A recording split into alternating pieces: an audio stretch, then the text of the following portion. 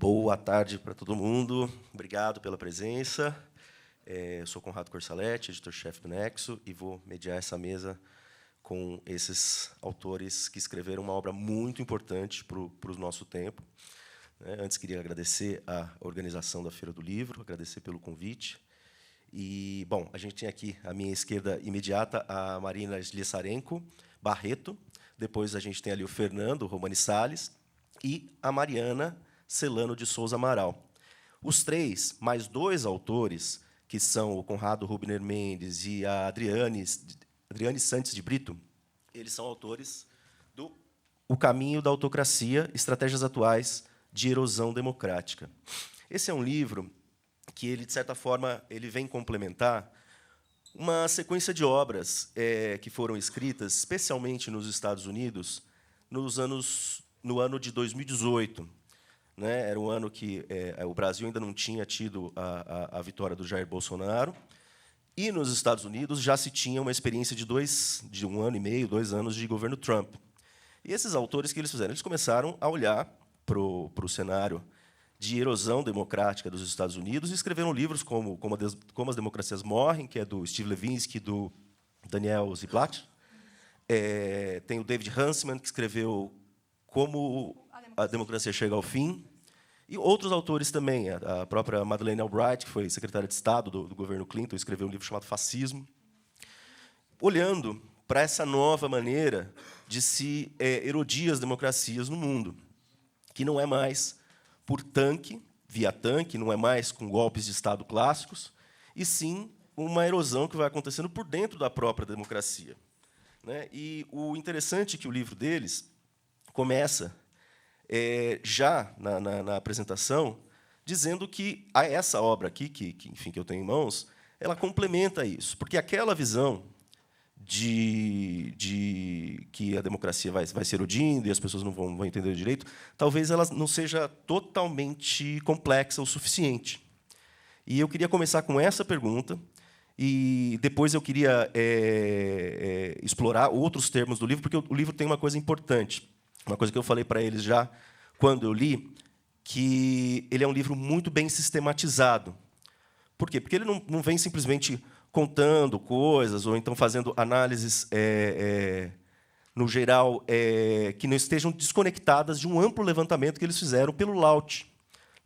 O LAUT, que é o Centro de Análise de Liberdade e do Autoritarismo, surgiu em 2020, ou seja, também mais ou menos ali o segundo ano de um governo que minava a democracia dentro do Brasil, e faz esse tipo de monitoramento a respeito de investidas autocráticas dentro do país. Então, eles fizeram um levantamento super extenso de mais de 1.500 atos autocráticos, e esses atos eles são não só listados e explicados, mas principalmente comparados com outros países que vêm vivendo situações muito parecidas.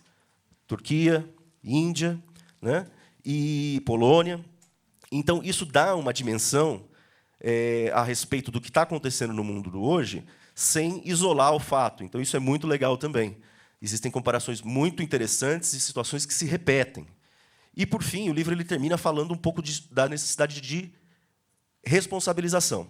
Certo? Então, a gente vai querer explorar tudo isso aqui nessa conversa hoje, mas eu vou começar, então, com a pergunta. Eu acho que vocês fiquem à vontade para quem quiser responder. Eu acho que vocês podem ir complementando, que é um livro escrito a muitas mãos. Por que vocês, então, escreveram na introdução que os livros das democracias, sobre a erosão das democracias de 2018, eles, de certa forma, lidam com o tema de uma forma um tanto simplista?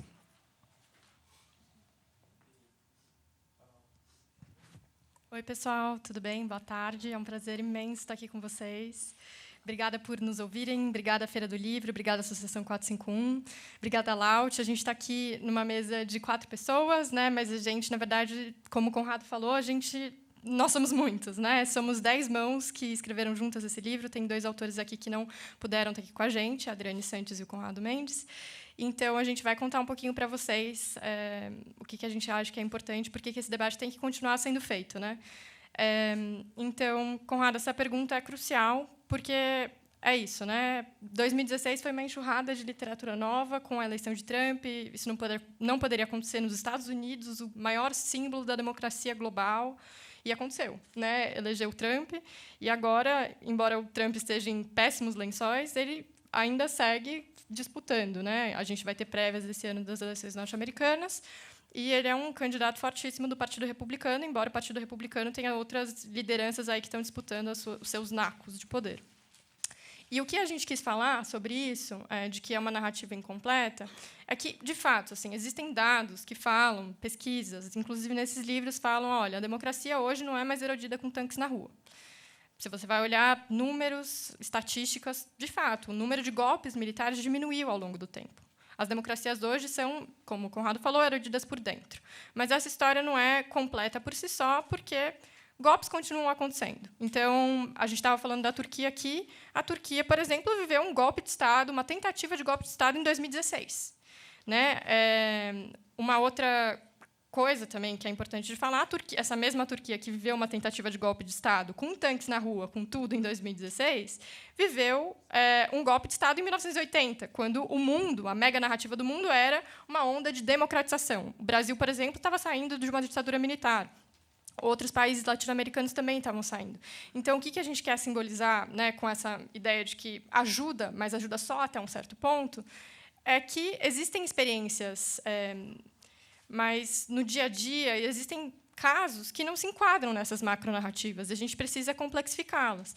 E também a gente precisa diferenciar o Brasil dos Estados Unidos, por exemplo, porque a gente está falando aqui de uma perspectiva do sul global, né? Então, o que a gente conseguiu fazer nesse livro foi unir políticas públicas do norte e do sul que atravessavam de maneiras parecidas. Mas, se a gente olhar, por exemplo, para a política econômica, é muito diferente o que aconteceu, vamos dizer, a autocratização brasileira da autocratização norte-americana, da autocratização húngara, da autocratização polonesa. Então, a gente tentou costurar uma narrativa que fizesse sentido, também deixando de lado essas macro-ideias que tentam totalizar as experiências. Né? Ah, não, agora é só a democracia erodida por meio de eleições e pessoas que vão erodindo as políticas públicas. Ah, não, agora é só... Lá no passado era só fascismo. Por exemplo, a maior história, né, a maior narrativa de regime não democrático do século passado, né, o nazismo, entrou com eleição, entrou com um líder apontado de acordo com os ditames legais. Então, a gente queria misturar, né, colocar um limite nessa narrativa de que as coisas podem ser colocadas nessas duas caixas e apresentar uma versão diferente dessa história. Tem uma questão da violência também, né? Porque os livros falavam de que são golpes sem violência, mas, na verdade, a gente, enfim, viveu no Brasil nos últimos 4 anos e há, sim, né, violência. É exatamente esse ponto que eu ia complementar e só, enfim, reforçar, né, o que a Marina falou. Eu acho que tem uma dimensão muito interessante de pensar que, no passado, tem um pouco essa narrativa. Né? No passado, os golpes eram dados só com tanque na rua, fechando o Congresso, enfim, né, dinamitando qualquer tipo de ordenamento jurídico. E, na verdade, não. Né? Como a Marina falou, eles também manipulavam muito o direito, a ordem jurídica, para conseguir alcançar e se manter no poder. Isso, essa onda de autocratização mais antiga. Né? E aí, a contrapartida disso seria a de que, atualmente, não se usa tanque na rua, não se usa violência, se usa simplesmente técnicas de um pouco... Né, técnicas de erosão mais fina, assim, por meio do jogo legal. Etc. Isso. E, na verdade, eu acho que essa também narrativa não dá conta de tudo, né? Porque, na verdade, a gente vê, sim, que hoje em dia também se usa violência, né? Também se usa ostensivamente a polícia, também se... essas forças essas forças que têm o monopólio, assim, né, da segurança também são aparelhadas e também servem à manutenção de projetos autoritários, né? Então, eu acho que o livro tenta complementar mesmo essas duas dimensões, né, de pensar que o direito já era importante e, hoje em dia, claro, ele é reconhecido como importante, mas a força, a violência também tem um papel central assim na consolidação desses projetos autoritários. Acho que é um pouco por aí. Sim, e a gente tem exemplos muito explícitos, né? Tirando 8 de janeiro aqui ou 6 de janeiro nos Estados Unidos, né? A própria atuação da Polícia Rodoviária Federal, por exemplo, nas eleições, né? Existe uma série de fatos aí que vão complementando mesmo isso que vocês... E, na verdade, ilustrando isso que vocês trazem no livro. Você tem algum complemento, Fernando? Ou podemos ir para frente? Não, acho que a gente pode ir. Legal. Porque A Marina citou, né, várias ondas de autocratização no mundo, e o livro tem uma coisa interessante, que ele não é só letrinha, letrinha, letrinha, letrinha, ele tem uns gráficos, ele tem uma ordenação, uma diagramação, que é bem... Eu brinco que é um livro que ele já vem grifado. Eu, por exemplo, adoro grifar livro, né, de não ficção, e esse livro é um livro que já vem grifado no sentido de que tem lá os bullet points a respeito de que tipo de investida autocrática está se fazendo. E a pergunta que eu queria fazer para vocês é que vocês tentassem explicar, né? No começo tem esse diagrama que mostra uma onda de democratização que passa pelo mundo, depois uma onda de autocratização, outra onda de democratização, autocratização, passando pelos anos 20, anos 60 na América. Como é que essas ondas se caracterizam? Bom, queria também agradecer e dar boa tarde. É um prazer estar aqui com vocês. Obrigado pela presença.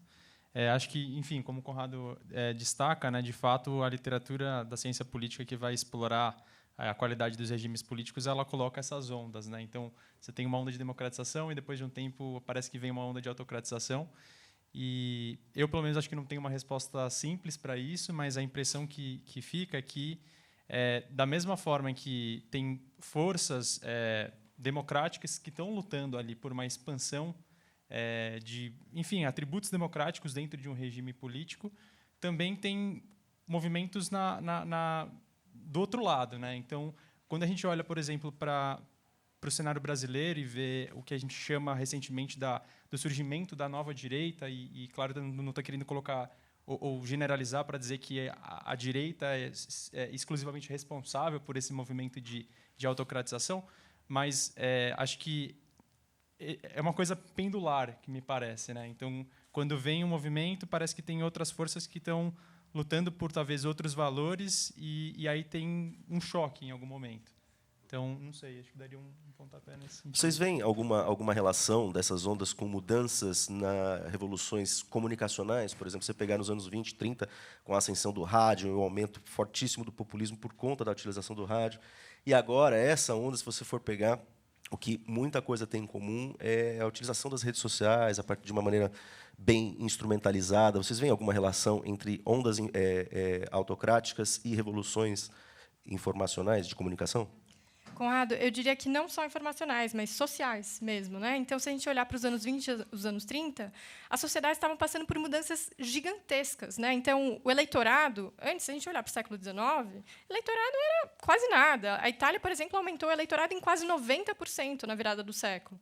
Então, as sociedades, as pessoas começaram a votar mais, as pessoas pobres começaram a votar mais, o proletário começou a entrar no parlamento, né? Então, como vocês acham que os lords ingleses iam reagir, né, as pessoas que não tinham dinheiro entrando lá e falando dos seus interesses e querendo votar e colocar pautas trabalhistas, né? A Alemanha, uma das grandes narrativas sobre a queda da democracia de Weimar é justamente essa, né? Que você tinha um parlamento que começou a ficar muito heterogêneo, as pessoas tinham demandas muito diferentes, não era mais uma sociedade pseudo-homogênea, porque nunca foi, né? Só o que era institucionalizado era o que estava, né, numa mesma classe social. Então, é isso.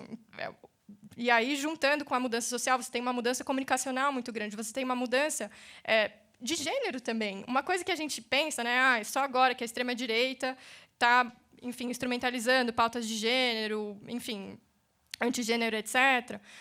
Se a gente olhar, claro, a gente teria que fazer todas as mediações devidas que a gente não pode fazer aqui, mas se a gente olhar no começo do século passado, tinha um cirurgião de Berlim que era super famoso por fazer a troca do sexo, que eles falavam na época. Isso era uma coisa que escandalizava as pessoas. As pessoas começaram a ser retratadas. Fotografia mudou muito na época. As pessoas começaram a ser retratadas pela posição que elas ocupavam na sociedade. Então, o padeiro, o mecânico, quem arrumava a bicicleta, enfim, mudou muita coisa, né? E o que a gente vê, e que eu acho que faz todo sentido a gente associar isso a mudanças, né, essas ondas, a mudanças profundas que aconteceram no caldo social, na cultura, né, que ainda estava se formando, na cultura que era democrática, que estava se fermentando, que, enfim, virou para o caldo autoritário, ou não. A gente vê nos anos 2010 também a mesma coisa, né, a ascensão das redes sociais, dos algoritmos, das métricas, e enfim, é uma coisa que a gente ainda está tentando entender como que funciona e como domar, né? Por isso que a gente está falando do PL das fake news, de como regular efetivamente isso, mas eu acho que faz todo sentido. E eu falaria não só mudanças comunicacionais, mas de todo, né? De sociais, enfim, institucionais também. Eu ia complementar, acho que complementando eles, eu acho que tem um elemento bem relevante para a gente pensar também essas ondas, que são mudanças econômicas mesmo, né? Então, eu acho que essa, pelo menos assim, falando dessa última, recente onda de autocratização, não me parece ser à toa que ela vem depois da crise de 2008, por exemplo, né? Então, a crise de 2008 foi um ponto assim que muita gente colocou, né? Acho que tem uma leitura de que o neoliberalismo foi uma crise do neoliberalismo, né, que atingiu um ponto de realmente assim saturação. Só que a resposta a isso foi mais neoliberalismo, foi investir ainda mais nas políticas neoliberais.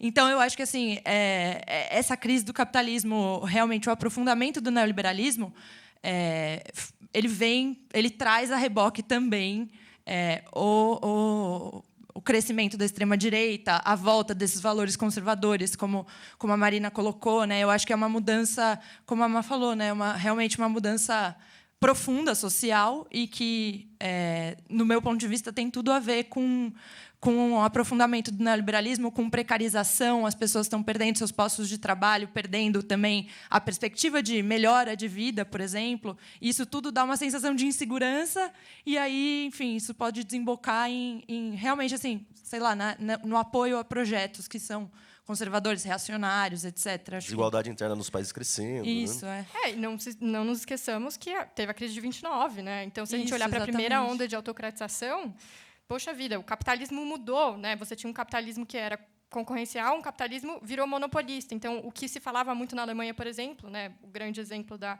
queda da democracia, era justamente como que as empresas estavam dominando tudo, empresas altamente concentradas, e como que você precisaria regular. Né? E uma crise norte-americana que se espraiou para o mundo inteiro. Então, acho que é essencial esse ponto que a Mariana falou também. Muito bom.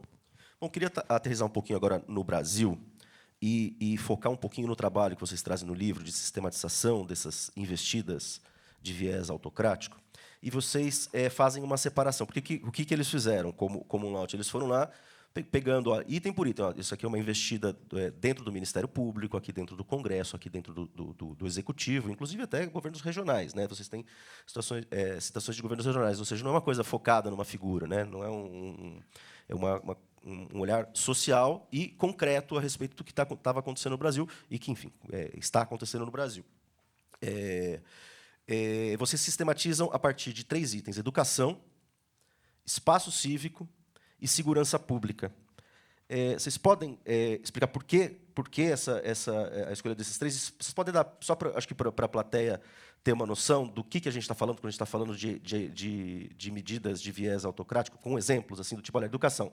Esse aqui é um exemplo claro a respeito disso. Espaço cívico, esse aqui é um exemplo claro a respeito disso. E na segurança pública. Bom, acho que a explicação, talvez, de porquê dessas 3 áreas, né, a gente pensou em como que o Estado, ou estados com esse viés autocrático, estava afetando diferentes áreas, ou seja, diferentes políticas públicas. Né? E como a ideia também era traçar uma possível comparação entre Brasil e outros países que estavam nesse processo semelhante de erosão democrática, a gente percebeu que nessas 3 áreas existiam estratégias comuns de ataque. Né? Então, eu acho que eu posso começar mencionando da educação e as meninas me seguem, mas na educação, por exemplo, no plano da educação básica, a gente percebeu que 2 principais estratégias de ataque eram muito comuns. Então, uma estratégia que era um combate a uma suposta doutrinação da esquerda, então muito uma narrativa de, olha, a gente tem que proteger as crianças de, sei lá, discussões sobre educação sexual na sala de aula. E aí uma segunda estratégia que entra no campo do revisionismo histórico-científico. Então, propostas de alteração de, por exemplo, livros didáticos, livros científicos, para falar, olha, parece existir um consenso aqui de que a ditadura no Brasil foi um movimento antidemocrático, encampado só por militares, mas não foi bem assim. Foi um movimento com apoio popular e que tentava mudar um pouco essa lógica de que teve, sei lá, violação de direitos humanos em massa, de que teve perseguição da oposição. Então, acho que essas duas estratégias assim no campo da educação básica, né? E cada um com a sua realidade, tipo, isso acontecia também na Polônia, acontecia também na Turquia. Exato, né? exato. É isso que a gente percebeu, né? Apesar das diferenças sociais, culturais, econômicas de cada um desses 5 países que a gente compara, a gente percebeu que essas estratégias elas se repetiam. Parecia meio que uma cartilha, um manual, digamos assim, do autocrata, né? De que usa uma estratégia aqui e aí fala, pô, essa mesma estratégia que foi usada na Polônia está sendo usada aqui com um projeto, uma tentativa de um projeto de lei no Brasil para modificar livro didático ou para proibir discussão de ideologia de gênero nas escolas. Então, A escola sem partido, né, que teve profusão de projetos de lei, né, pelo Brasil. Exato, exato. Então, acho que é um pouco nisso. E aí, fechando no plano educacional, quando a gente olha para ensino superior e universidades, a gente vê que universidades e acadêmicos têm sido vistos, ou enfim, foram vistos como sujeitos de dominação, de combate, né? Então, qual que é a forma da gente dominar universidade e acadêmico, que é onde floresce o pensamento crítico, onde floresce muitas vezes o debate político, né? Então, eram ataques à autonomia universitária, ataques à liberdade de expressão dos acadêmicos, né? Então, a gente viu que essas estratégias elas se repetiam nesses lugares, né? Acho que talvez as meninas possam falar um pouco de segurança pública. Então, acho que, como o Fê falou, né, é muito interessante a gente ver isso, né, que as coisas vão se repetindo e vão se acumulando, né? Eu acho que nosso livro também tem essa dimensão de trazer coisas que se acumulam ao longo do tempo e se acumulam em diferentes áreas, né, da atuação estatal, assim. Então, eu acho que isso também é uma dimensão bem importante para a gente pensar como essas autocracias vão se construindo por meio dessa acumulação de atos, assim. E daí, acho que na área de segurança pública, como a gente estava falando, né, um pouco pensando em complexificar essa história de que não se usa a força policial e etc. e tal. Acho que uma primeira estratégia que a gente identificou são frequentes violações à privacidade e aumento da vigilância, e isso acaba decorrendo em uma maior competência da polícia, e a polícia tendo tanto mais acesso a dados, quanto ampliação mesmo das competências policiais para conseguir investigar as pessoas, né? Então, as pessoas consideradas inimigos, consideradas como perigosas, assim, para o autocrata, né? Então, por exemplo, acho que nesse sentido de ampliação realmente, assim, ampliação da vigilância e diminuição da privacidade, eu acho que o caso da Índia é bem emblemático.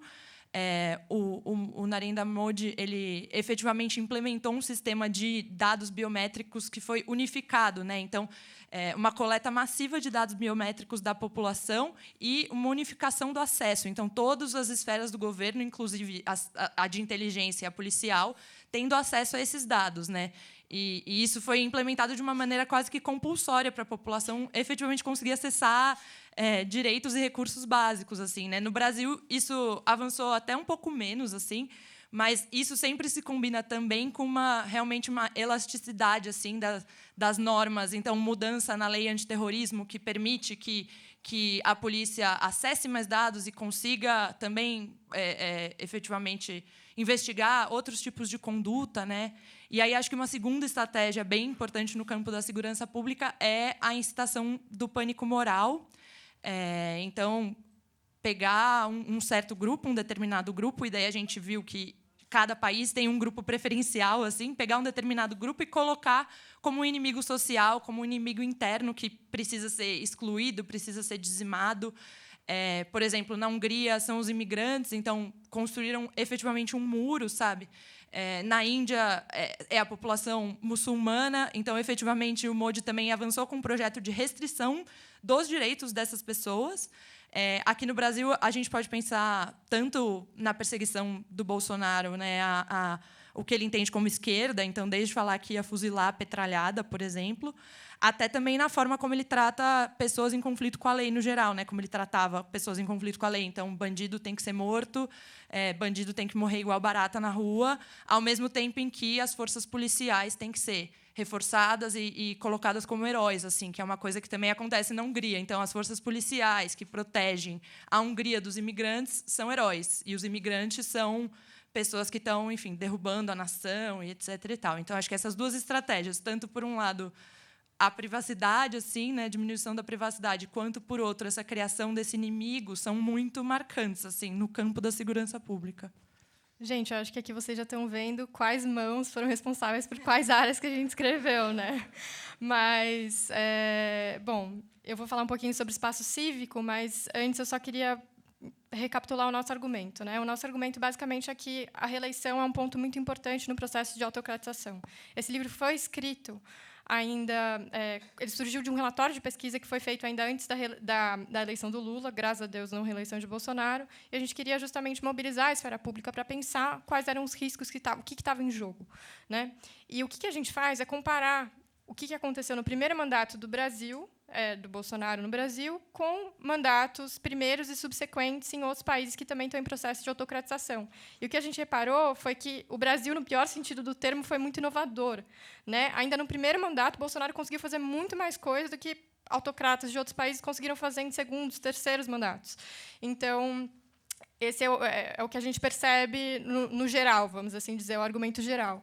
E no espaço cívico, eu vou, na verdade, contar uma história para vocês, para aguçar a curiosidade, e aí vocês, se quiserem ler o livro depois, a gente conversa mais. Então, a Polônia, por exemplo, teve o primeiro sindicato livre da Polônia foi o Solidariedade, que surgiu em 1980, e se tornou um movimento civil muito grande, muito além dos trabalhadores, das demandas dos trabalhadores. Foi um movimento que foi muito importante, inclusive, para a queda do Muro de Berlim, para a queda da União Soviética, e que a gente não necessariamente sabe disso nas aulas de história que a gente aprende na escola, ou, enfim. Então, enfim, o movimento do Solidariedade foi muito visto na Polônia e fora da Polônia como um movimento da democracia, um movimento da democratização. Foi um movimento que foi muito importante também para a consolidação da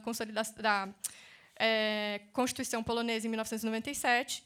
E se a gente pegar essa foto dos anos 80, dos anos 90, e olhar para agora, o que é o Solidariedade hoje, o Solidariedade tem muito menos membros do que na época, tem muito menos força do que na época, mas o Solidariedade virou um grande recanto da extrema-direita. Eles atacam LGBTs, um dos grandes nomes, né, o Lech Walesa, que foi o grande nome da democratização polonesa, virou depois... Ele era comparado ao Lula, o Lula era comparado a ele quando o Lula surgiu. Né? Exatamente, os dois se engalfinharam, assim, já teve alguns episódios bem curiosos nesse sentido. O Lech Walesa, que foi, né, o grande bastião do Solidariedade e da democratização polonesa, hoje fala que os LGBTs não são nada, que a gente tem que excluí-los da sociedade.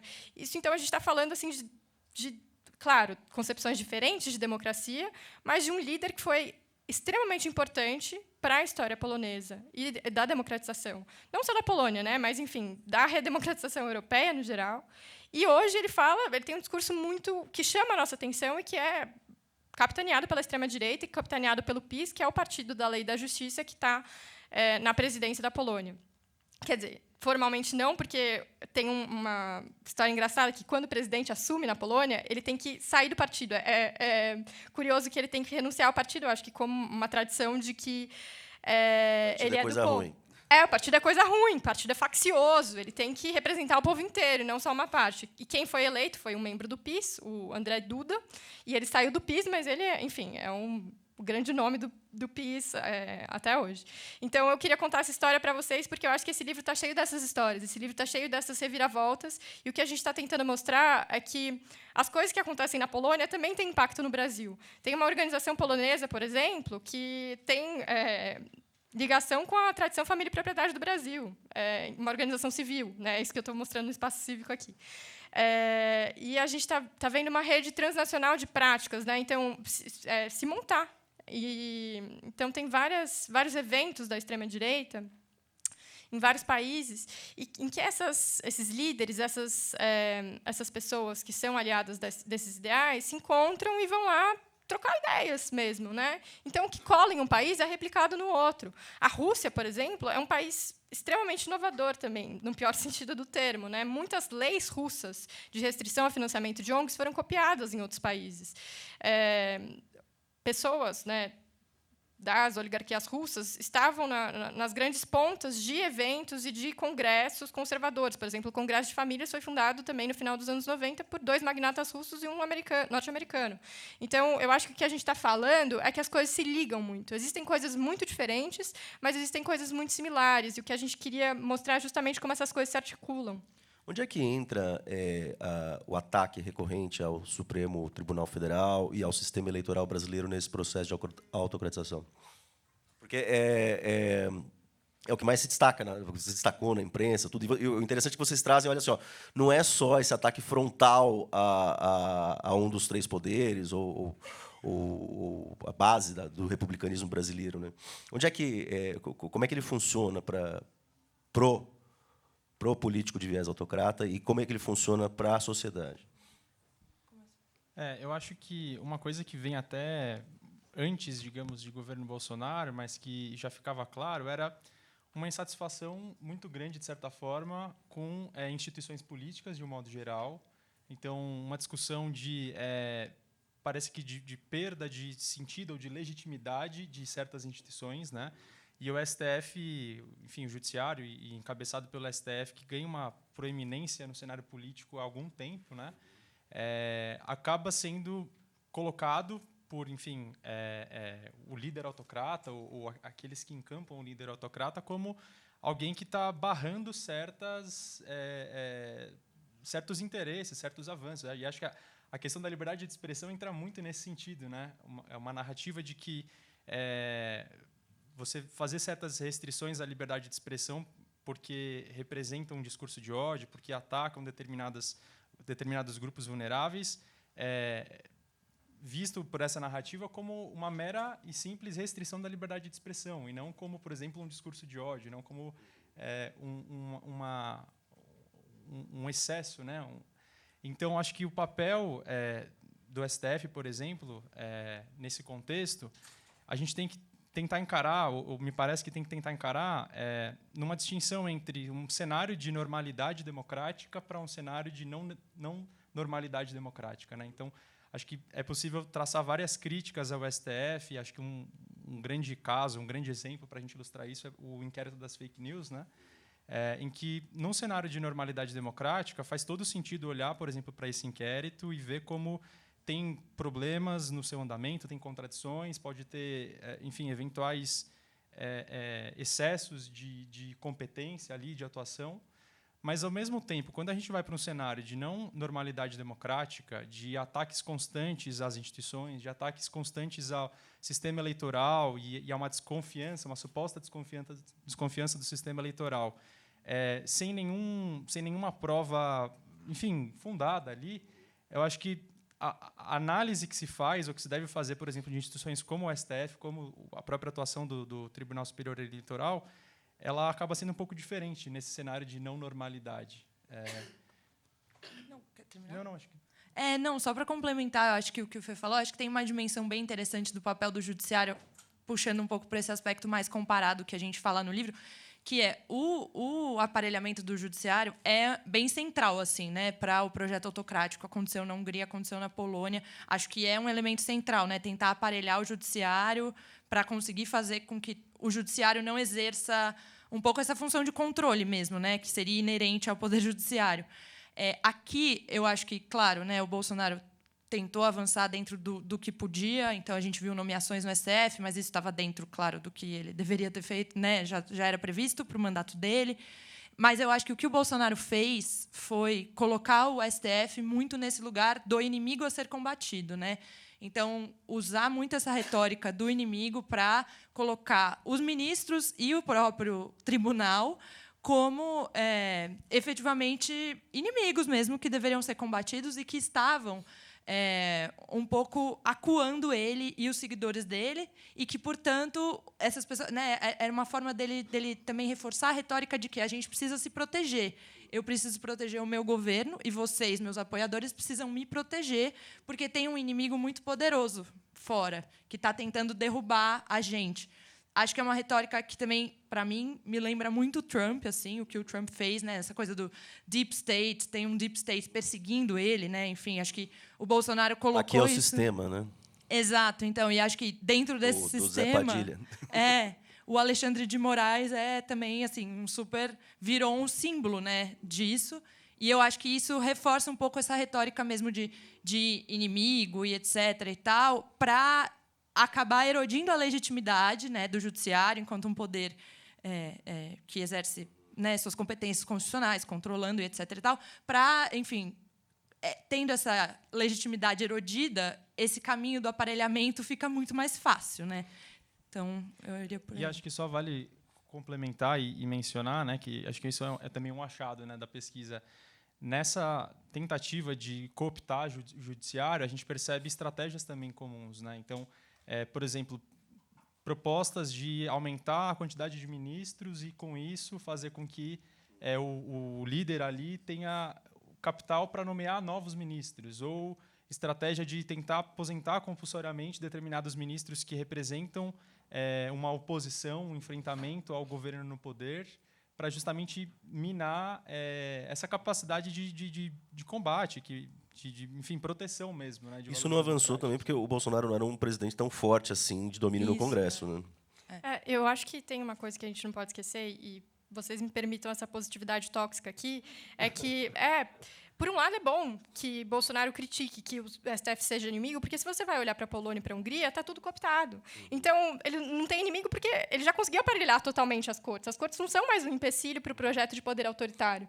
Então, é péssimo que a gente tenha isso, mas ainda quer dizer que a gente tem controle, né? A gente viu um aprendizado institucional muito importante do STF nesse tempo todo, né? Então, acho que a pandemia foi crucial nesse sentido. Até antes da pandemia, a gente tinha uma investida muito mais tímida, né?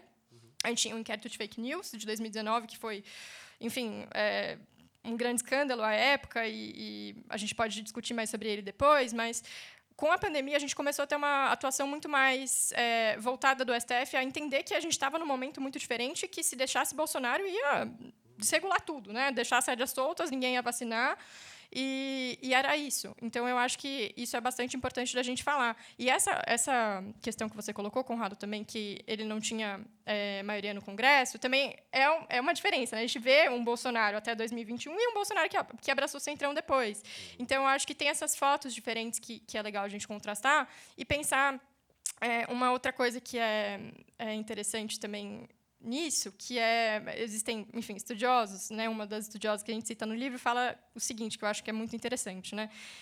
Que existem autocratas. A gente tem que ter muito medo dos autocratas que estão lá e que são advogados. Por exemplo, eu falei muito da Polônia aqui, eu acho que vocês devem ter percebido que eu tenho algum carinho por isso, mas o Duda da Polônia é um advogado e ele mexe muito com as leis, né? Bolsonaro foi incompetente em alguma medida, né? Ele poderia ter feito muito mais. Ele fez muito no nível infralegal. Então, se a gente olhar portarias, o Estatuto do Desarmamento, por exemplo, foi uma tentativa brutal de você descapitalizar o Estatuto justamente passando a boiada de decretos, portarias, exatamente, né? E o STF só agora que falou que elas não podiam, né, ter existido, que são ilegais, mas eu acho que tem isso também para a gente colocar. Bom, o Bolsonaro não foi reeleito. As instituições estão funcionando?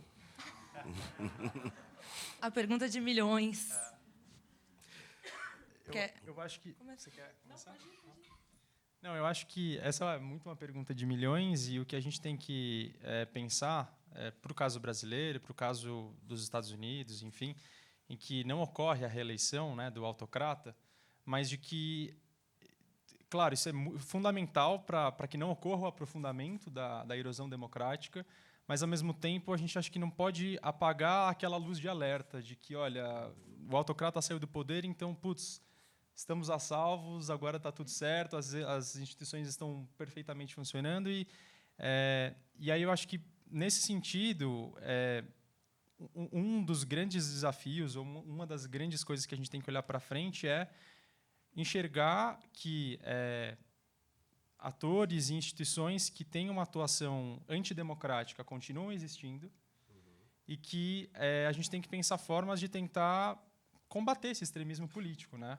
Seja ele no âmbito institucional, então, quando a gente olha, por exemplo, para o papel das Forças Armadas no desenho constitucional brasileiro, como para as relações intersubjetivas. Então, as pessoas têm ainda...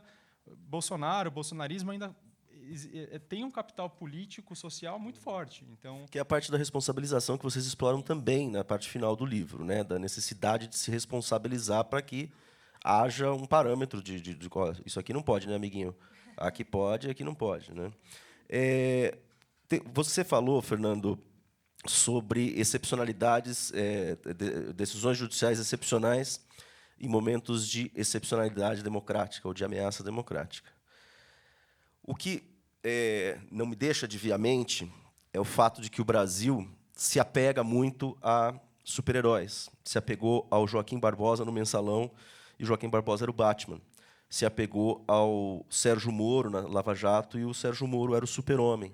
E agora está se apegando ao super-Xandão, né? Que me parece que tem uma repetição de erros assim. E tem aquela clássica, né? Aquela clássica história de que tirar o gênio da lâmpada é até fácil. Como é que faz para colocar ele de volta? Ou seja, esses poderes excepcionais, utilizados de maneira num momento de excepcionalidade, não podem virar problemas institucionais agora?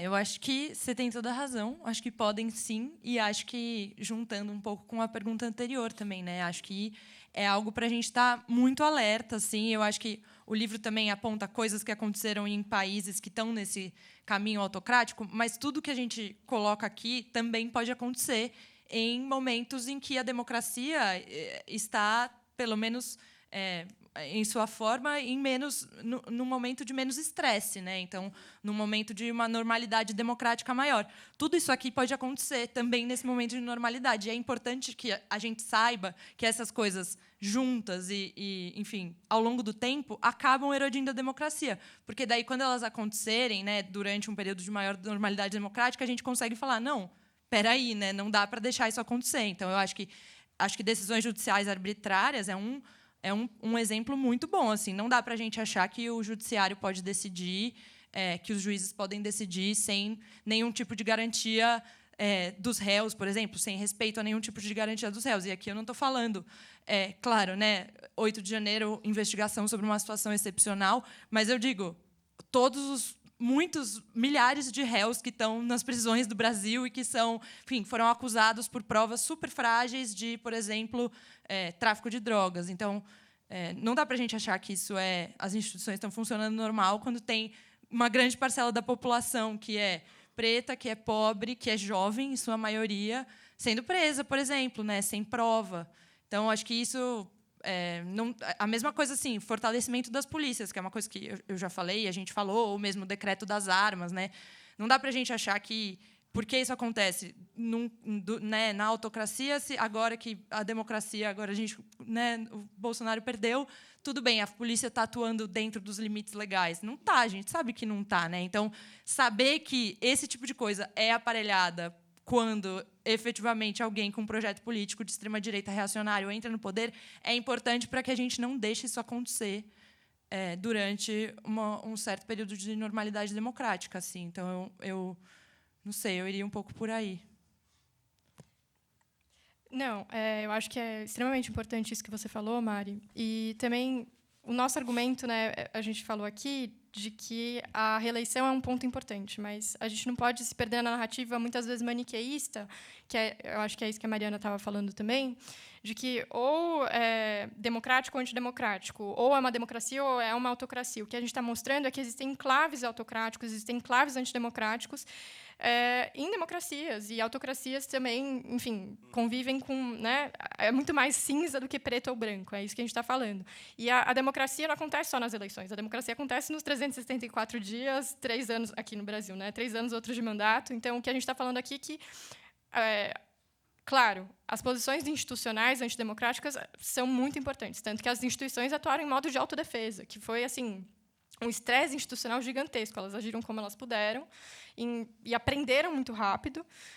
Só que manter uma atuação de emergência em tempos de democracia é muito perigoso. É exatamente esse papo do gênio da lâmpada. Então, eu acho que é mais ou menos nesse sentido assim que eu apontaria, né? Porque enfim, a institucional é importante, mas a gente está falando de movimentos civis muito fortes e que são antidemocráticos e de uma direita que foi totalmente arrastada pela extrema-direita. Então, a gente está falando de uma disputa por espólios antidemocráticos. Né? Quem vai disputar? Vai ser uma direita democrática ou vai ser a extrema-direita que vai continuar forte por aí. Então, é isso que a gente também está querendo falar, né? Da reconstrução de uma direita democrática que é essencial ao projeto, enfim, da democracia brasileira. E, Conrado, você falou aqui do Daniel Ziblatt, por exemplo, do livro de Como as Democracias Morrem. Ele também tem um outro livro muito interessante sobre como os partidos conservadores, que são muito importantes para a gente manter as democracias. Então, a gente precisa dos conservadores do lado da democracia para a gente manter a democracia, né? Claro, a gente está falando aqui, a gente é de esquerda, tudo bem, mas a gente precisa que as pessoas que não pensam como a gente estejam do lado da democracia, porque senão a gente não joga o mesmo jogo, a gente não tem uma linguagem comum. E é isso que a gente precisa reconstruir. Mariana, enfim, Fernando e Marina, não quero fazer aqui nenhuma falsa equivalência. Obviamente, são políticos com comprometimento democrático muito diferente. Mas a gente teve, dias atrás, o presidente Luiz Inácio Lula da Silva fazendo elogios rasgados ao Nicolás Maduro durante uma visita do presidente venezuelano aqui. E, mais do que isso, né, ele chama de narrativa as violações de direitos humanos que ocorrem na Venezuela.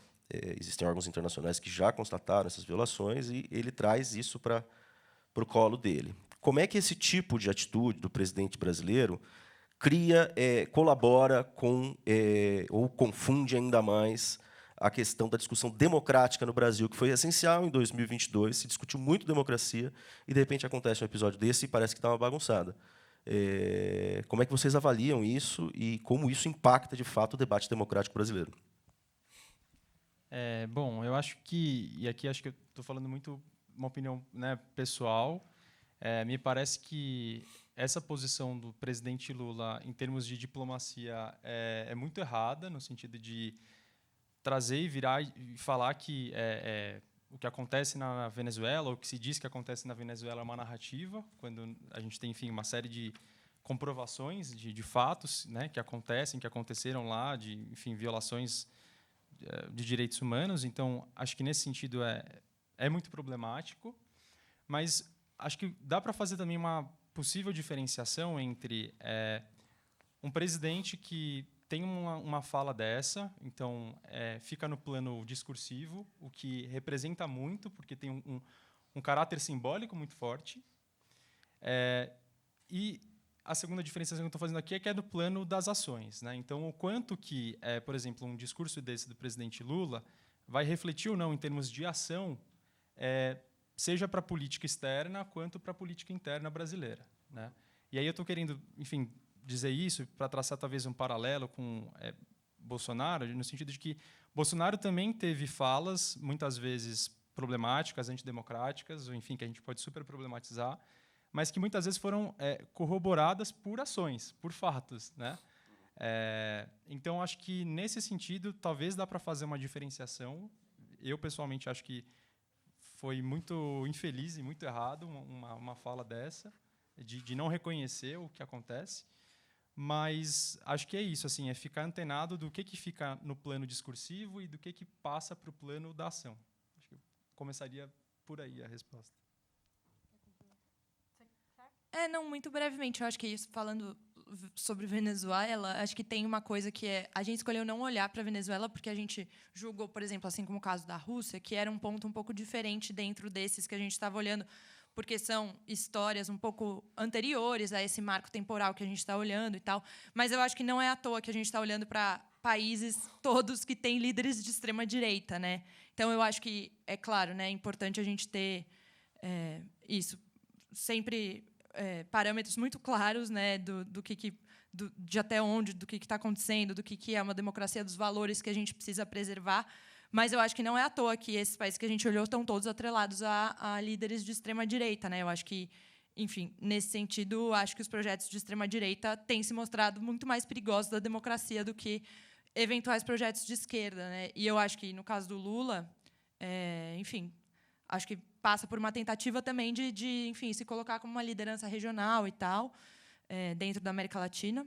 E, claro, isso não isenta ele de ter falado uma coisa que não precisava ter falado, até porque a gente viu que presidentes de esquerda, como Gabriel Boric, foram muito mais enfáticos em ele sempre foi muito mais enfático em condenar todas as violações de direitos humanos que acontecem na Venezuela, né? Mas eu acho que, só para pontuar, que é importante a gente não perder, né? Que perder o pé de que a extrema-direita hoje tem sido a responsável por levar para frente esses projetos autocráticos, né? Então, E, gente, eu estou numa posição muito confortável aqui, vocês estão vendo, né? Eles falam e aí eu chego no final só para fazer os pitacos. Mas o que eu queria falar também sobre isso é que eu acho que a gente passou por um plano muito diferente, né? Como a Mariana falou, a gente está falando de uma democracia, né? De um presidente que joga conforme as regras do jogo. Isso muda tudo, isso muda absolutamente tudo, porque justamente a gente pode criticar mais livremente também. A gente não é um inimigo do Lula por criticar as posições dele. E isso é muito importante. A política ambiental, por exemplo, a gente está vendo, a gente precisa criticar, porque,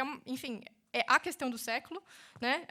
Existem vários livros, inclusive na Feira do Livro aqui, que estão falando sobre isso. A gente precisa ler, a gente precisa se informar, a gente precisa criticar, porque, enfim, é uma questão absolutamente pungente e o mundo está literalmente em chamas, né?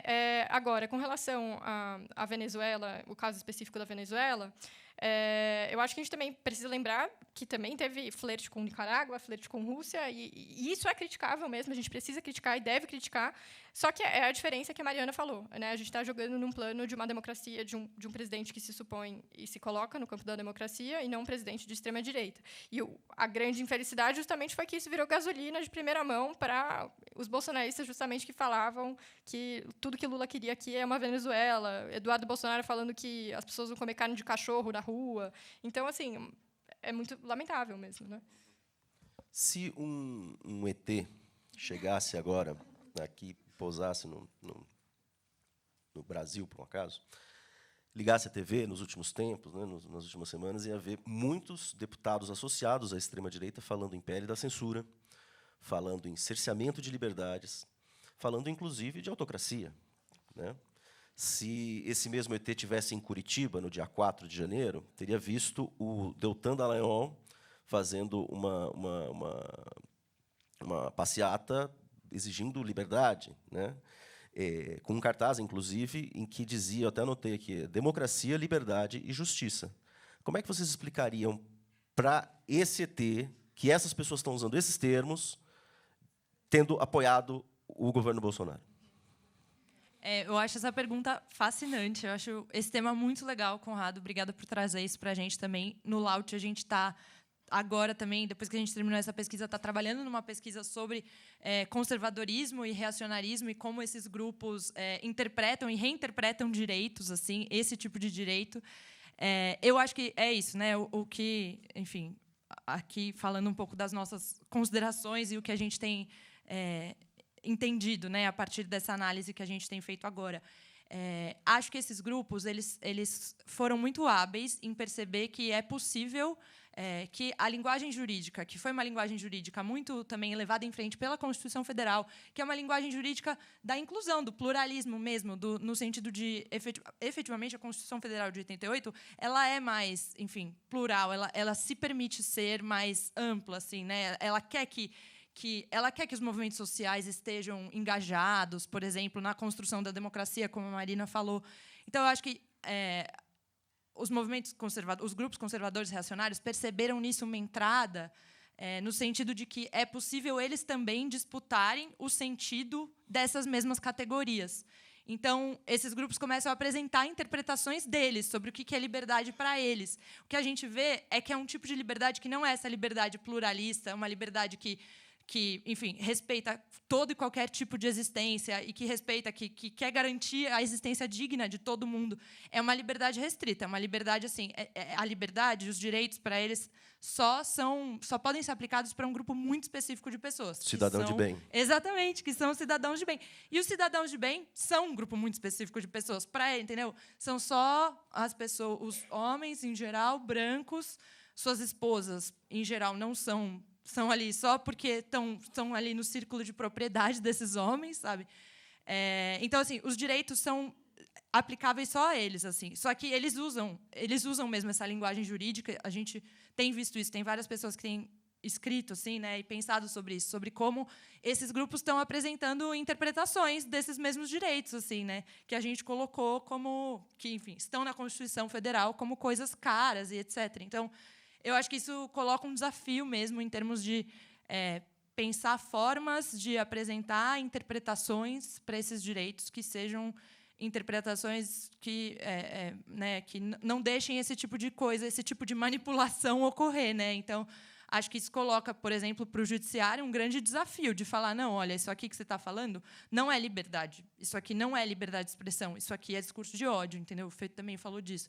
Então, enfim, eu começaria um pouco por aí, no sentido de que a gente tem visto mesmo esses grupos, e isso não só no Brasil, né? Nos Estados Unidos também é um outro grande caso, né, de efetivamente se apropriar dessa linguagem jurídica para apresentar novas interpretações sobre o sentido dos direitos, sabe? Ou seja, cuidado com advogados, né? Essa é a grande lição aqui.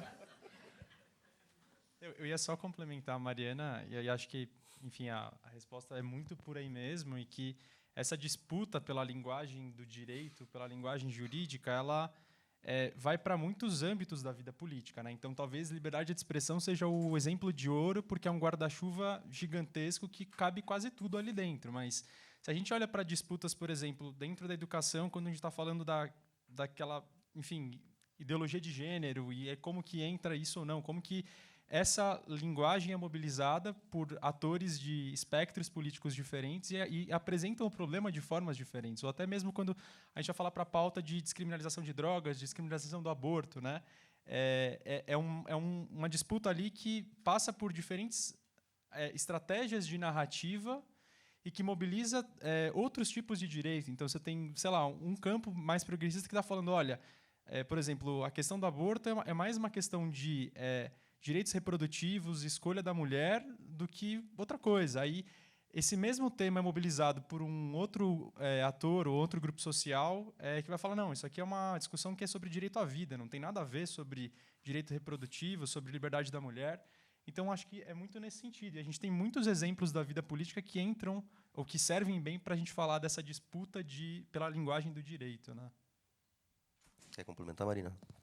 Eu acho que a gente pode dar o exemplo também de meio ambiente, que assim é uma luta ferrenha também que a gente está vivendo, né? Então, o que a gente percebe muito é de táticas de extrema direita de supor uma conciliação, né? O termo, por exemplo, do desenvolvimento sustentável foi uma grande tentativa de conciliação entre crescimento econômico, sustentabilidade e tal, mas hoje a gente vê uma extrema direita que tenta enxertar dentro da proteção dos povos originários, da proteção do meio ambiente, uma narrativa extrativista absolutamente genocida, como se fosse a coisa mais desenvolvimentista e ideal para o Brasil do futuro, né? Então, eu acho que isso é bastante grave e eu chamaria atenção justamente nesse momento que a gente está vendo o risco muito grande, né, do retrocesso das pautas ambientais. E eu ia falar muito rapidinho só uma última coisa, que eu acho que isso, no fim, tem a ver com o sentido que a gente quer dar para a democracia. A gente quer uma democracia que seja simplesmente formal e que tenha eleição a cada 4 anos, ou a gente quer uma democracia, a gente quer dar um sentido mais pleno para essa palavra, né? Uma democracia que, efetivamente, como eu falei, né, seja plural, respeite todas as formas de vida, seja, enfim, que as pessoas tenham trabalho digno, moradia digna, condições mínimas de existência, não apenas sobrevivam, vivam também, sabe? Acho que o sentido de democracia está em disputa nesse momento, né? Então, eu acho que é muito importante a gente conseguir entender o que eles estão chamando de democracia, para a gente também conseguir avançar nas propostas que fazem sentido para a gente, né? Que tipo de democracia a gente quer, né? Acho que é uma coisa diferente da que o Dallagnol quer, por exemplo. Inclusive, estabelecer um diálogo, né? Porque eu defendo a democracia, eu também defendo, né? Então, ninguém sabe, cada um está falando uma coisa. Pessoal, a gente está chegando para a parte final da nossa conversa, depois eu vou abrir para perguntas do público. Eu queria terminar com uma pergunta de caráter mais de achismo de vocês mesmo, tá? Porque o Brasil passou por uma ditadura de 21 anos e, diferentemente de outros países como Argentina e Chile, não puniu os agentes de Estado responsáveis pelas violações de direitos e pelas atrocidades cometidas em nome, né, de uma visão política. E agora a gente teve de novo, passou por um processo de invasão do parlamento, invasão do Supremo, invasão da sede do governo federal, que é o Palácio do Planalto.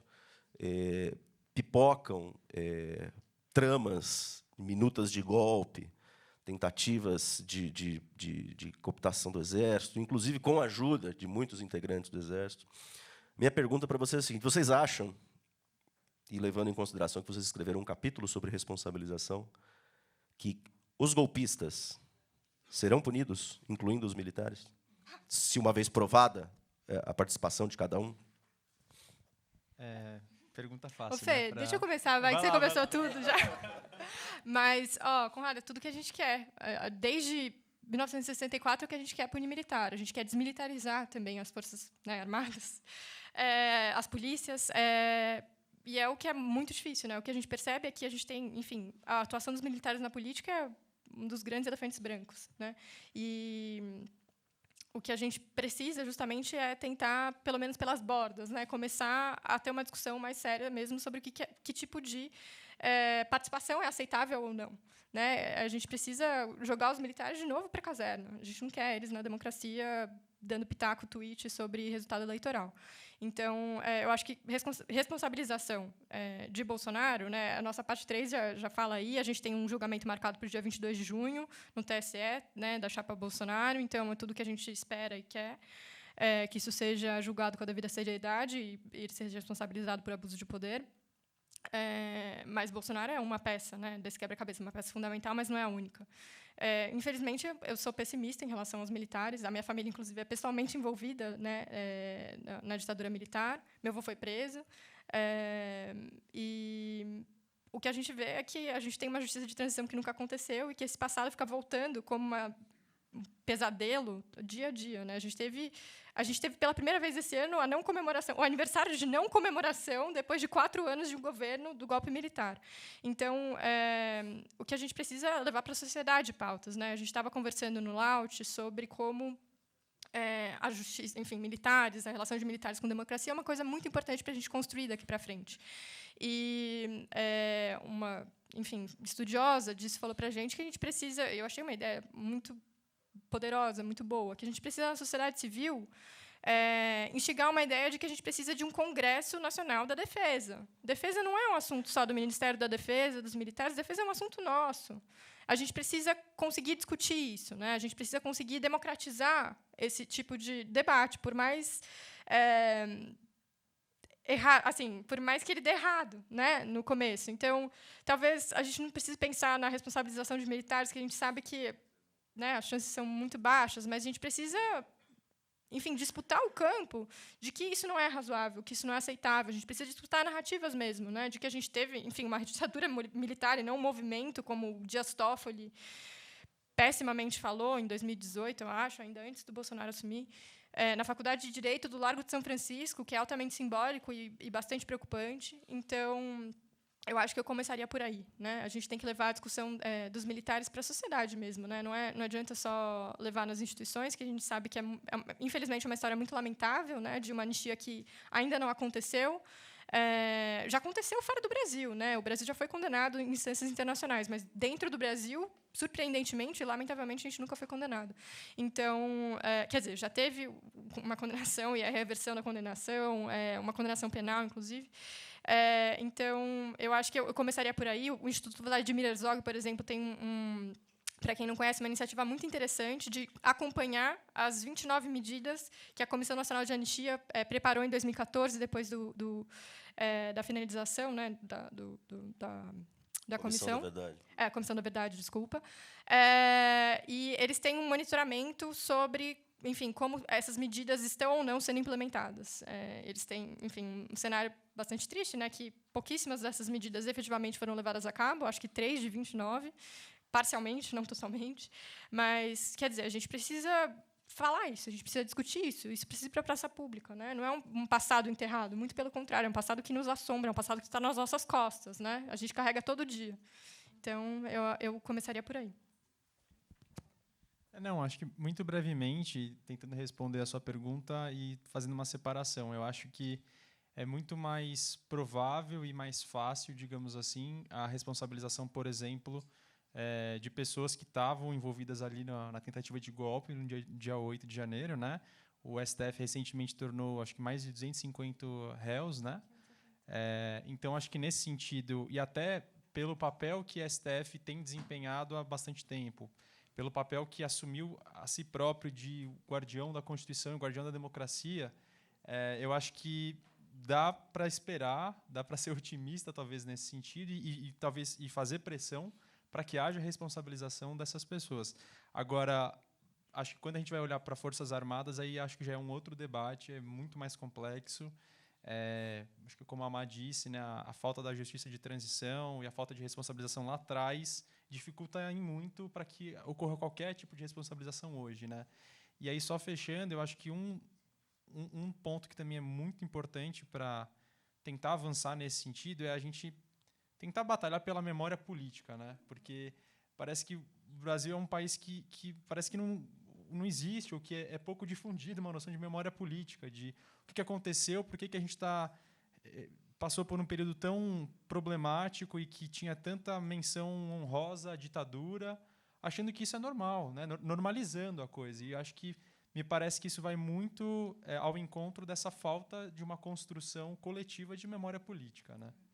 Eu acho que, só complementando muito rápido também, eu acho que, como o Fê falou, muito legal isso, porque eu acho que o nosso livro é um pouco esse esforço também, né? O trabalho do Laut de criar de construir um registro, um arquivo e uma memória política do que aconteceu nesses 4 anos de Bolsonaro, né? Para que a gente não normalize isso mais para frente, né? E eu acho que, enfim, em relação à possibilidade de responsabilização ou não, eu torço por isso, claro, eu espero. Mas eu acho que tem uma dimensão que a gente tem que sempre lembrar, que é a anistia, ela foi costurada politicamente, né, por pressão dos militares, por pressão de grupos que apoiavam os militares. Então, eu acho que a responsabilização também vai vir, só pode vir por meio de uma costura política de mobilização social, de pressão popular mesmo. Não tem como isso acontecer sem mobilização mesmo, como a Marina falou, né? Então, eu acho que pensar nessa dimensão de que não basta ter a lei, né? A lei, na verdade, no fim, não é tão importante. A gente até tem uma lei que pode punir, né? Passou uma lei agora contra o Estado Democrático de Direito e tal, recentemente. Mas a questão é mesmo a pressão política, a costura política e, enfim, a mobilização social para que isso aconteça. Muito obrigado, pessoal. Palmas para vocês.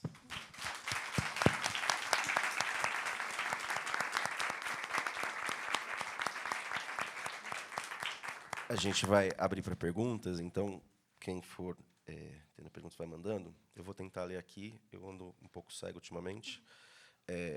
Gostaria que comentassem sobre a relação entre regimes autocráticos e o discurso religioso. Exemplo, os homens de Deus, né, são homens cristãos que seguem a Bíblia. Esse é um traço comum a esses regimes? Sem dúvida. Eu vou começar respondendo pela Turquia, eu vou deixar a parte do Brasil para a Mari, porque a Mari entende tudo, e, inclusive, jogando aqui a curiosidade de vocês para ler nossas futuras pesquisas sobre conservadorismo e autoritarismo. Futuros livros. Exato. Então, sem dúvida, não sei se tem nome, acho que não tem nome. Então, bom, pessoa que fez a pergunta, obrigada pela pergunta. É muito relevante isso que você apontou. Na Turquia, que a gente acabou de ter eleições, né? O Erdogan foi reeleito já nem sei qual vez, ele começou em 2002, acho que foi a 4ª vez. Que, bom, ele mudou o sistema eleitoral no meio, né? Então, assim, vocês percebem como a situação é bastante bagunçada e lamentável, né? O processo de autocratização é bastante grande. E o que ele fez lá foi justamente reverter uma secularização que a Turquia conseguiu a duríssimas penas, que começou em 1923, e agora, em 2023, ou seja, a narrativa que ele está colocando é que é um novo século turco. E o que ele está fazendo é querer reverter isso para justamente fazer uma Turquia muçulmana, que, basicamente, os muçulmanos têm a sua prioridade. Agora, isso na Turquia são os muçulmanos, na Índia são os hindus, aqui no Brasil os cristãos conservadores, né? A gente pode falar isso. Eu só queria colocar talvez um limite nisso, porque também a gente precisa olhar para o lado das pessoas que têm, óbvio, né? A religião é um argumento muito importante para você mobilizar pessoas em torno de uma bandeira comum, uma identidade comum. É isso que a gente está vendo, que é muito instrumentalizado. Na Polônia também são os cristãos, na Turquia, no Brasil. Nos Estados Unidos isso também é muito instrumentalizado, mas o fato é que, por exemplo, uma narrativa que foi muito importante na reeleição do Erdogan, agora, na Turquia, é justamente de como as mulheres se sentiam sem sua liberdade, e aí a gente volta para o discurso, né, de como essas palavras, né, esses conceitos, esses direitos são instrumentalizados e manipulados, ou, enfim, são usados para outros propósitos, elas não se sentiam livres para exercer a sua religião no espaço público numa Turquia secular. Então, o que o Erdogan fez foi permitir que elas usassem véu nos serviços públicos das universidades, enfim, nas repartições públicas. E isso, para elas, foi uma grande bandeira delas apoiarem, né, o Erdogan, e não, por exemplo, a oposição, que justamente previa mais liberdades, mais democracia para essas mulheres exercerem seus direitos, etc. Então, eu queria começar pelo contraponto, eu acho, porque a narrativa vai ser melhor explorada por quem tem mais propriedade para falar, mas que eu acho que é importante também já deixar esse argumento na praça. Não, obrigada pela pergunta também, acho esse tema super relevante, mega interessante também. Eu concordo muito, Maia, eu ia por um caminho que é parecido. Eu acho que a ligação acho que os projetos políticos de extrema-direita que a gente analisou e que a gente também viveu em primeira mão aqui no Brasil, eles colam muito bem com certas interpretações religiosas de certas correntes religiosas, né? Acho que, assim como tudo, religião também é disputa, né? Eu acho que isso nem sempre é claro, mas existem interpretações da religião católica que são mais, por exemplo, pluralistas, abertas, etc. e tal, e existem as menos, né, as super restritivas, assim como eu tenho certeza que existe também no islamismo, no judaísmo, em todas as outras religiões, né, existem interpretações e correntes diferentes. O que eu acho que acontece é que o projeto político da extrema-direita e reacionário casa muito bem com esse projeto também muito conservador, muito moralista, dessas correntes religiosas realmente mais restritivas nesse sentido, assim, né? Com interpretações mais restritivas do que é a religião e a experiência religiosa, né? Então, eu acho que, no fim das contas, por isso que esses grupos se colam tanto, né? Porque eu acho que uma coisa alimenta a outra muito bem.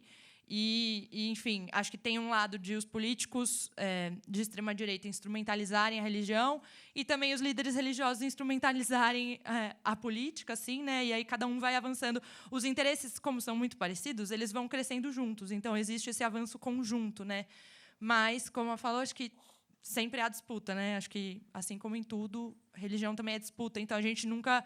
Acho que só para não correr o risco de essencializar, né? Do tipo assim, não, evangélicos, todo mundo é conservador. Não. Acho que isso não existe, né? Está tudo em disputa, inclusive as interpretações religiosas e as experiências, vivências religiosas no mundo. Exatamente. Existem evangélicos de esquerda, né, pastores evangélicos do PSOL, falando justamente que a gente precisa falar de religião no campo progressista, no campo de esquerda.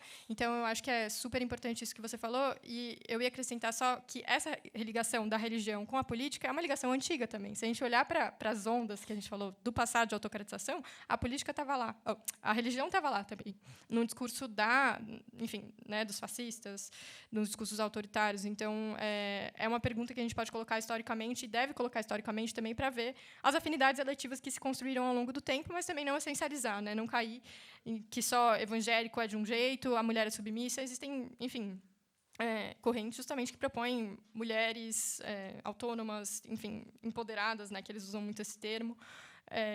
E que, enfim, exercem a sua vida autonomamente. Então, eu acho que é bastante importante a gente matizar e não colocar tudo num bloco monolítico de que religião só dá errado, né, na política. Então, eu começaria por aí. Fernando, quer acrescentar algo? Não sei, se tiver... Não, se você tiver algo para acrescentar, sem problema nenhum. Tem várias perguntas aqui, a gente pode, de repente, avançar. Pode ser?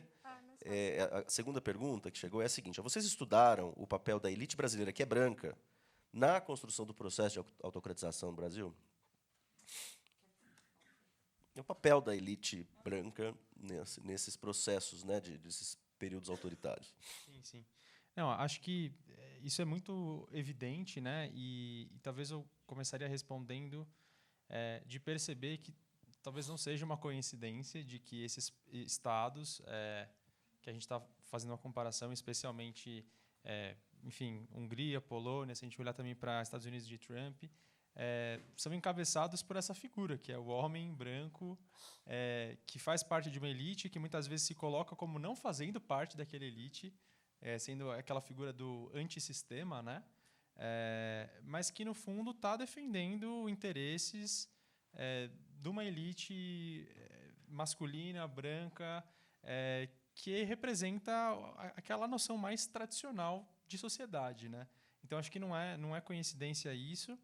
E acho que a gente ficou, para a pesquisa em si, mais atento, ou, enfim, mais restrito, digamos, a esses movimentos atuais, sem fazer uma regressão histórica, mas eu colocaria dessa forma, de que não é uma mera coincidência, né? Muito pelo contrário. Eu acho que a gente tomou... É isso, né? Embora a gente esteja aqui falando de muito uma perspectiva histórica, a gente reconhece, né, o papel da elite branca brasileira para a formação do Brasil, para a perpetuação das violências inúmeras. A gente estava falando de justiça de transição, a gente nunca teve justiça de transição das injustiças lá do passado, né, da escravidão também. Então, acho que a gente pode falar de várias justiças de transição. Inclusive, nos Estados Unidos, isso foi uma discussão muito recente, né? Também sobre justiça de transição, depois dos casos mais recentes sobre violência policial em relação a negros. A gente tomou a elite branca brasileira para esse livro como um dado e analisou o que ela perpetuou de violências contra populações minoritárias, que de minoritárias não tem nada, né? Porque o Brasil é a maioria negro. Mas a gente, justamente, nessa ferramenta que a gente usou para analisar Brasil, que chama Agenda de Emergência, se vocês colocarem no Google Agenda de Emergência Laut, já vai aparecer, vocês podem olhar uma plataforma super vasta e extensa dos atos que a gente mapeou, justamente, e uma categoria desses atos é justamente ataque a pluralismo e minorias. Então, como essa elite do poder institucional perpetra violência contra negros, periféricos, enfim. Eu responderia também nesse sentido. E acho que muito rapidamente pensar que é isso, a gente não olhou, por exemplo, para a economia, né? Mas eu acho que a gente também sempre teve em mente, né? Isso não está no livro, não foi uma das áreas que a gente olhou, política econômica, por exemplo, mas um pouco o papel que as elites, que aqui no Brasil são brancas, têm na perpetuação e no apoio a esse tipo de projeto autocrático. Acho que, assim como eu falei da aliança com correntes religiosas conservadoras e reacionárias, esse tipo de projeto político também serve totalmente a uma elite branca, entendeu? Então, a uma elite econômica branca, né? Então, eu acho que o apoio ao Bolsonaro, por exemplo, né, foi muito explícito, né, nesse sentido da elite econômica e tal. Acho que isso é uma dimensão que a gente escolheu não falar no livro, na verdade, né, econômica, mas é uma coisa que a gente sempre teve no radar. Boa, eu vou partir aqui para a terceira pergunta. Gostaria de saber a opinião de vocês sobre o governo do Pedro Castillo, no Peru, e sua tentativa recente de golpe.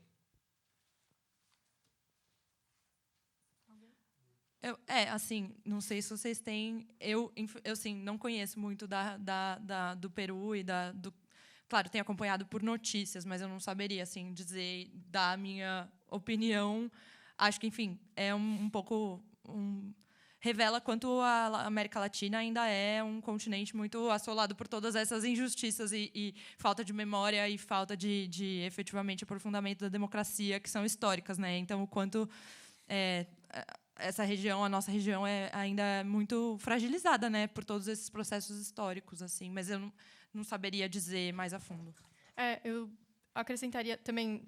Zero especialista em Peru aqui, se tiver alguém na sala e quiser falar, venha ao palco, acolheremos. Eu só chamaria atenção para o fato de que, no Peru, isso foi usado por um mecanismo do direito também, né? Não é só tanque na rua, etc. Isso é um mecanismo previsto legalmente de dissolução do Congresso, e foi isso que foi usado pelo Castillo, e que tem causado, enfim, toda essa série de discussões agora. Então, é uma narrativa que a gente vê que se encontra nesse campo que a gente chama de legalismo autoritário, legalismo autocrático. Eu colocaria nesses termos também.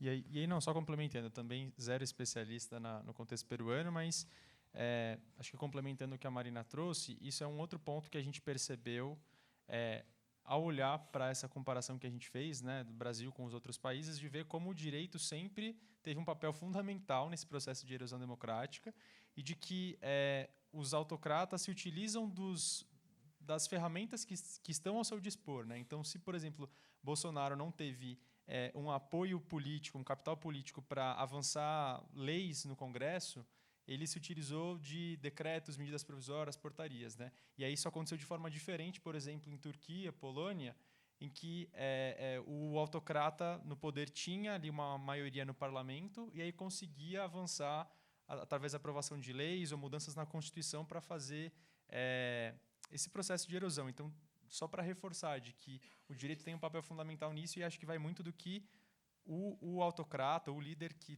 está com esse interesse de desvirtuar as instituições tem ao seu dispor ali, né, para fazer isso. Muito bem. Gente, a gente está chegando no final. Eu vou ler a última pergunta para vocês. Eu vou entregar... Faltaram aqui 3 perguntas, tá? Eu vou entregar para os autores. Eu acho que vão refletir também sobre... Fica pelo menos uma parte da sugestão de reflexão que vocês trazem. Não, e na sessão de autógrafos, se quiserem colocar essas perguntas... Exato. Já pode gente. aproveitar para fazer a pergunta ali pessoalmente. Essa pergunta aqui diz o seguinte, quer dizer, diante do panorama que foi exposto por vocês aqui, como vocês avaliam a postura e a atitude do ministro da Justiça, Flávio Dino, nesse contexto? Gente, é uma pergunta super importante. A gente está vendo que o Flávio Dino está movendo mundos e fundos para disputar, né, um campo novo também. Eu começaria respondendo essa pergunta pela atuação do Flávio Dino para popularizar as discussões, né? A gente está vendo o Flávio Dino que fala de heróis da Marvel, enfim, que vai para as redes sociais, que tem as sacadas, tiradas ótimas, e que viralizam no Twitter ou TikTok, sei lá. E o que eu acho que é muito importante, claro, eu não quero desmerecer, obviamente, o trabalho do Dino só falando de redes sociais, eu só acho que é muito importante que ele dispute esse espaço também. Porque o que a gente viu que a extrema-direita faz, e faz muito bem, é disputar o espaço das redes sociais, é disputar, enfim, colocar a política institucional na telinha do celular, né? Então, o que eu acho que o Dino tem feito com primor é colocar a política na telinha do celular para as pessoas de casa conseguirem ver as sacadas ótimas que ele tem. E, de fato, o que eu acho que ele começou... O ministério dele começou já em modo de emergência, né? O que a gente viu desde o 8 de janeiro é uma tentativa sucessiva de conter os diversos ataques.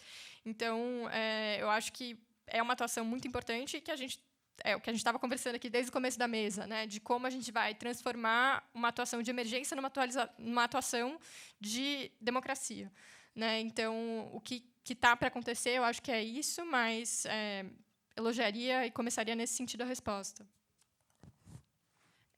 Eu concordo também. Acho que uma dimensão interessante de pensar sobre isso é que o Flávio Dino foi eleito um pouco também como símbolo preferencial, assim, né, do bolsonarismo, de atacar mesmo, para atacar o governo Lula. Ele foi colocado nesse lugar, assim, e ele acho que tem reagido à altura, né? Tem um pouco se colocado mesmo nesse lugar de, como a Marina falou, né, ocupar essas outras esferas para fazer essa disputa, o que eu acho que é super interessante, super importante nesse momento em que a responsabilização, né, das pessoas envolvidas no 8 de janeiro e no governo Bolsonaro é tão relevante. Aí eu acho também, só puxando para nossa um pouco a discussão de antes, eu acho que em relação, como a Marina falou, a gente não é inimigos, né? A gente não é considerados inimigos do presidente Lula, nem do seu governo.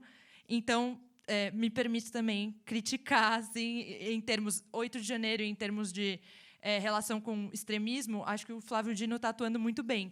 Acho que ele poderia, sim, avançar em pautas como descriminalização das drogas, acho que ele poderia, sim, avançar em pautas como revisão da atuação das polícias militares, né? Enfim, pressionar um pouco mais por isso. Ele poderia atuar, enfim, em termos de diminuição da quantidade de pessoas presas provisoriamente. Acho que lei de drogas é um grande campo. Falei de lei de drogas primeiro porque eu acho que é um grande campo, tá colocado na pauta do STF agora, e isso é uma coisa que ele poderia avançar. Enfim, tem ainda mais vários anos, espero que me surpreenda positivamente. E aproveito para agradecer muito pelas perguntas e pela participação e por vocês terem vindo. Para a gente é muito legal.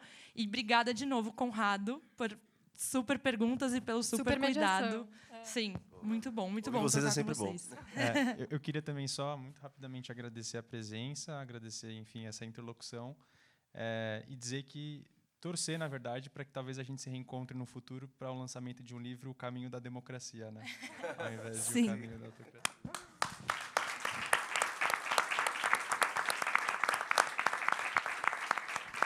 O Caminho da Autocracia, Estratégias Atuais de Erosão Democrática, Tinta da China. Primeiro livro do Laut, né? Sim. Ah, então, olha aí. Outros virão. Primeiro de Obrigado, pessoal. Muito obrigado pela presença de vocês. Vocês vão assinar o livro, então? Obrigada. Acho que sim. Vamos assinar os livros. Então,